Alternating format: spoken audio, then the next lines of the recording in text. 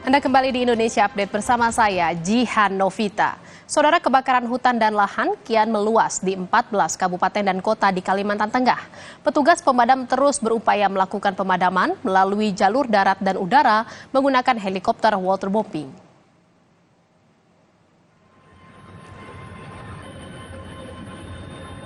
Kebakaran lahan sudah menghanguskan 18.000 hektar lebih di 14 kabupaten dan kota di Kalimantan Tengah.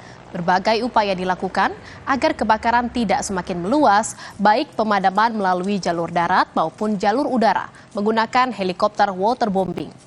Dari data Badan Penanggulangan Bencana dan Pemadam Kebakaran Kalimantan Tengah, hingga kini jumlah hotspot atau titik panas kebakaran lahan sebanyak 22.690 titik api.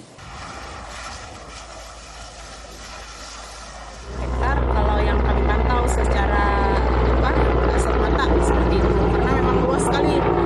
Jadi untuk tim darat saja sepertinya tidak bisa menangani ini. Jadi diperlukan bantuan Satgas Udara, Bu ya? Iya, betul. Satgas Udara setiap hari itu mulai.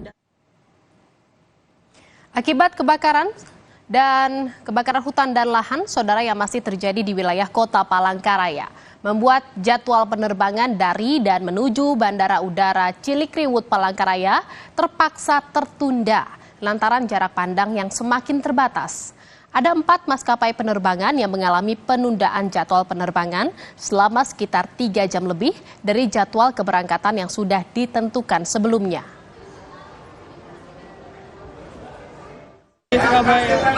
Kalau dari Surabaya tadi schedule-nya jam berapa, Mbak? Jam 9. Jam 9, tapi pada akhirnya berangkat Jam 12 kurang. jam 12 kurang.